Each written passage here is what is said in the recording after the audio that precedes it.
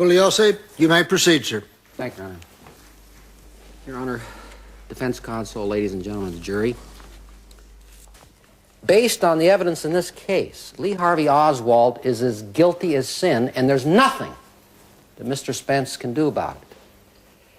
I have yet to see the man who can convince 12 reasonable men and women, as you folks are, that black is white and white is black. Mr. Spence, in his argument to you, no more desired to look at the evidence in this case than one would have a desire to look directly into the noonday sun. And I can't really blame him, because if I were he, I wouldn't want to either. Because there's not one tiny grain of evidence, not one microscopic speck of evidence that anyone other than Lee Harvey Oswald was responsible for the assassination of John F. Kennedy. Mr. Spence did say this. It was kind of a subtle, very clever argument. Took me a while to grasp exactly what he was doing. I think he said this, and if I misrepresent you, sir, I'm sorry, but I think he said that Lee Harvey Oswald was the exact type of person to set up as a patsy, or worse to that effect. I'm just paraphrasing him. A Marxist, a defector to Soviet Russia. Actually, he was the exact type of person to murder the president. And my colleague very cleverly turned it around and said he's the exact type of person to make us a patsy. Let's take a look at Oswald. Can anyone fail to see how utterly and completely crazy this man here was? Utterly and completely nuts, bonkers? One example among many. And you have to be bonkers to commit a presidential murder. You've got to be crazy, nuts. One example among many.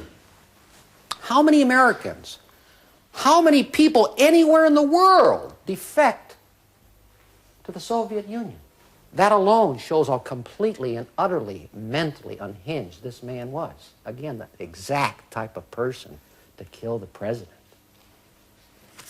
Though he may or may not have had any personal dislike for Kennedy, we don't know that. For all we know, maybe he didn't think Kennedy was that bad a person. Everything is relative in life. However, I think one thing is pretty obvious. Kennedy almost undoubtedly would have represented to Oswald the ultimate quintessential representative. That's the key word, representative, of a society for which he had a grinding contempt. On the issue of conspiracy, Mr. Spence, I'm paraphrasing him, he certainly didn't say who specifically murdered the president, but he certainly implied to you that it was some nebulous, some powerful group. He never put the hat on anyone. He kept the hat on his table here. I thought he was going to put it on someone's head, but he didn't. Some mysterious group, powerful group, murdered the president and framed Lee Harvey Oswald, but he didn't say who these people were. He did say the CIA covered up here. He said the FBI covered up there. In which case, if the FBI and CIA were covering up, they'd be the ones who murdered the president, right? Why doesn't Mr. Spence come right out and say it? Why doesn't he accuse the CIA and the FBI of murdering the president? There's one thing you can say about Mr. Spence. He's not a shy man. He knows how to exercise his First Amendment freedom of speech. But he doesn't say it because he's very intelligent, very wise. I'll tell you why he doesn't say it. Because he knows that if he said that the FBI murdered the president or the CIA murdered the president, it would sound downright silly. You'd laugh at him. But even though neither the CIA nor organized crime would have any productive motive whatsoever to kill the president, let's make the unwarranted assumption that they did, that they had such a motive, and let's go on and discuss Mr. Spence's next point about Ruby killing Oswald. Mafia contract killers are always selected with utmost care. I mean, the one chosen to kill Oswald would be everything that Jack Ruby was not. He'd be someone who had a long track record of effectively carrying out murder contracts before for them, and would be a precise, unemotional, businesslike, and above all, tight-lipped killer for hire. The whole notion of sophisticated groups getting, like organized crime and U.S. intelligence, getting Jack Ruby of all people to accomplish a job which, if he talked, would prove fatal to their existence is just downright laughable. When Mr. Spence argued that Oswald was just a patsy and was framed, he conveniently neglected to be specific. How was Lee Harvey Oswald framed? When we look at the mechanics of such a possible conspiracy in this case, how could he have been framed? Let's get into the mechanics.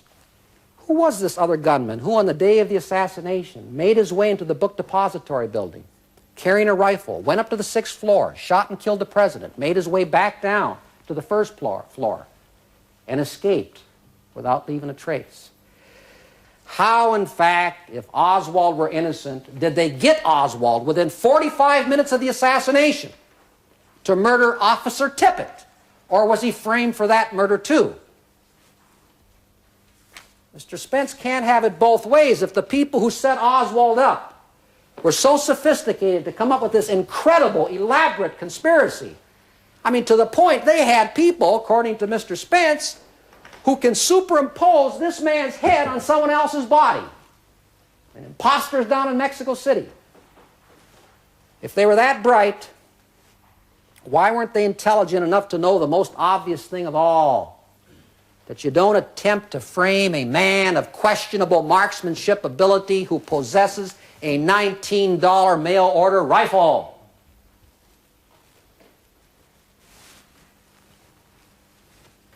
As surely as I am standing here, as surely as night follows day, Lee Harvey Oswald, acting alone, is responsible for the murder of President John F. Kennedy. You are 12 reasonable men and women, and that is why I have every confidence that you will confirm this fact for the pages of history by your verdict of guilty. Thank you so very much, ladies and gentlemen. Members of the jury, now that you've heard all of the evidence in the case, as well as the final arguments and summations by the lawyers, it becomes my duty to instruct you on the rules of law that you must follow in arriving at your decision in this case. The indictment is not evidence of guilt. Indeed, the defendant is presumed by the law to be not guilty. He has no burden to prove anything. The United States government has the burden of proving the defendant guilty beyond a reasonable doubt. And if it fails to do so, you must acquit the defendant. I caution you, members of the jury, that you're here to determine whether the accused is guilty or not guilty from the evidence in this case and nothing else. Now, the law, as I just mentioned, says that 12 of you will consider your verdict. There are 14 of you in the box. The two alternates, Mrs. Boscope and Mr. Mullins, let me thank you very much from the bottom of my heart, and I know I speak for counsel and other members of the court. You'll be excused, and the 12 of you will begin your deliberations. And with that, we'll stand in recess, awaiting the jury determination. Thank you. We'll stand in recess. Please rise.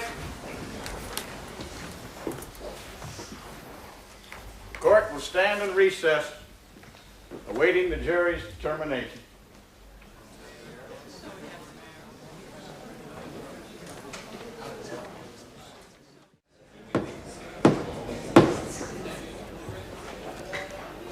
Please rise.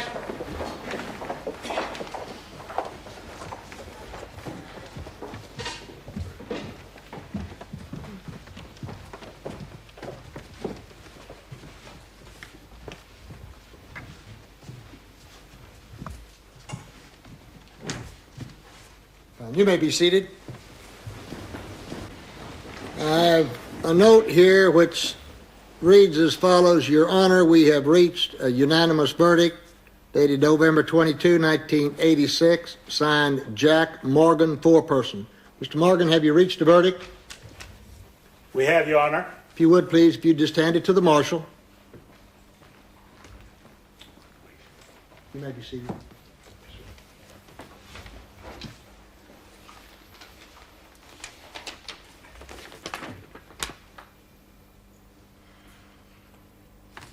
All right, fine. Counsel, if you would, please, if you'd please stand. I'll ask Mr. Nelson, if he would, to please read the verdict. Verdict. We, the jury, find the defendant Lee Harvey Oswald guilty of the offense charged in 1 of the indictment.